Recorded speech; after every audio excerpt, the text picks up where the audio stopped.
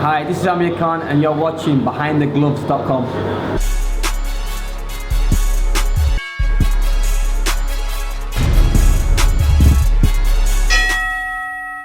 Keith says he's gonna knock you out. What do you think of that? You know what? More than anything, I was just surprised to hear him say it. That was my first initial response. Was like wow, you just said that. And then I really wanted to look him in his eyes to find out if he really believes that, you know. But I know Keith, man. He wants the best for himself. He's a cutthroat fighter, you know. So if he has the opportunity, yes, he will try to knock me out. That's fighting, you know. So I'm looking forward to this fight. I know he won't knock me out.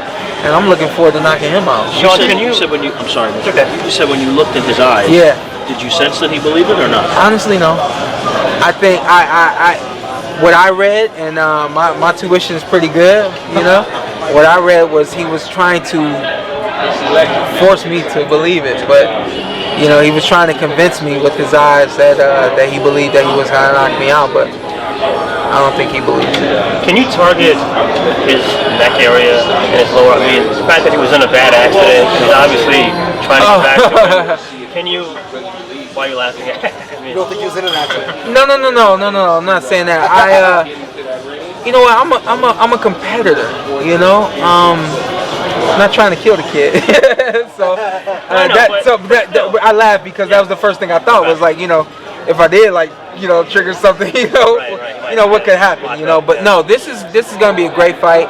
You know, I honestly didn't get too much feedback on, you know, what was hurt, what was injured, or anything like that. But whatever, we're gonna try to read him. I think I have to have great eyes on June 25th. I have to be able to see what the way his body's moving. If he's favoring something, anything, you know, anything.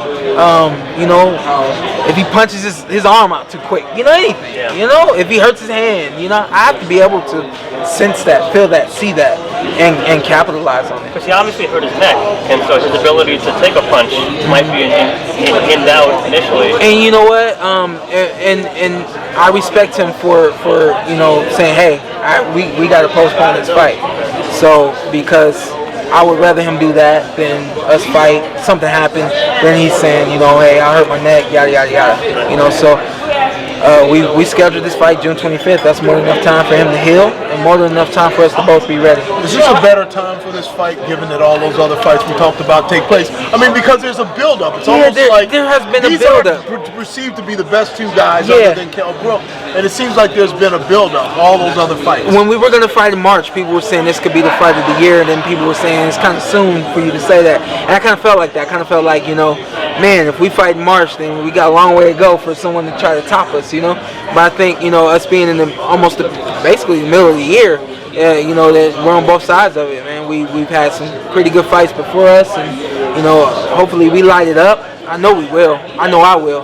I'm gonna light it up, and this is gonna be great. You know, there's gonna be a lot of guys ringside from the division. There's gonna be a lot of guys ringside. Yeah, everybody's gonna be ringside for this, but I'm used to that, man. There's literally when we fought in tournaments, when I would get in the ring, you know, there would be 3 rings going on, and everyone would come to my ring.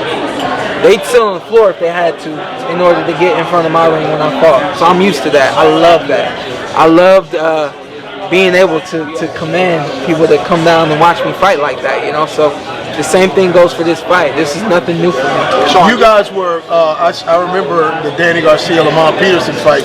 You, Shawn, Groner, Berto, and Keith were all sitting in the same row at that fight. What goes on there? What kind of... We talk, you know. We talk. We have fun. We enjoy the experience. You know, one thing I've learned, actually, you know, since I've come far as far as I have in this sport, is that, you know, you have to be able to have fun in these moments and really experience these moments. If you're tight looking at guys like, oh, I want to fight you, then you're not going to enjoy what's really going on, you know. And what's really going on is you're not the fight of the night, you know? What do you imagine those guys are going to be talking about ringside when they're looking up? They're learning. They're you know, everyone has their predictions. They're waiting to find out what's going to happen. So, listen, you have 2 fights against guys that are currently in the top 10 of, you know, 40 or 47. Brooke and Broner. Easily beat Broner. Brooke, you got a close loss. Thurman hasn't fought anyone that's approaching those two guys. You know, he hasn't fought anyone in the top 10 yet. So you think that's going to be a shock to his system at all? He hasn't had the experience. You know what? I expect this to be a shock to the system. I know that most people don't train like my dad and I train.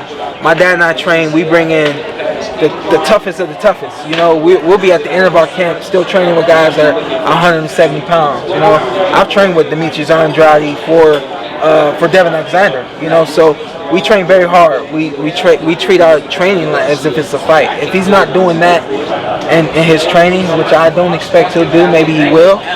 Maybe he'll be able to find guys that can push him the way I'm going to push him. If not, yes, this will be a shock to his system. I expect it. Go ahead. Hey, I was going to say, yes, I expect it. But even then, you know, he hasn't been able to fight the kind of guys that will prepare him for a fighter like you. Yeah. You know, and he hasn't had that. He can't replicate that in sparring. Yeah. Do you think that really he would have been better served by fighting a guy like you, like you have? Yeah. I mean, yeah, definitely better served. But at the end of the day, he's a world champion for a reason. You know, he's not a world champion by accident. So I expect he'll be ready. Might he be exposed in this fight based on the fact that he hasn't fought level of competition like you have in Europe? That's my job, is to expose. In order to beat him and win, I have to expose a lot, you know. So I'm looking forward to this. Go ahead. Yeah. Go to sport a long time, you know. So honestly, in an era now where the best are not fighting the best. Pacquiao, Mayweather, long time happening. Nobody wants to fight Triple G. Yeah. You determined to bring in a fight that not only that you want, but the fans want. It's a marquee fight. It's a happening fight. It's a special fight. How good do you feel about bringing the public a fight that they want? This is great, and it's on CBS. I think when you tune into network television and you're watching boxing, if this is your first time seeing boxing on network television, you want to see a great fight, an exciting fight. Up until this point, you have seen some exciting fights, but you haven't seen the best against the best. So I think this is fitting for CBS primetime. Outside of that, you know, it's not purposely, but yes, I am trying to set an example that hey, we need to be fighting. You know, the best need to be fighting the best. We don't need to be, you know, walking down the street. We need to be, you know, running down the street. You know.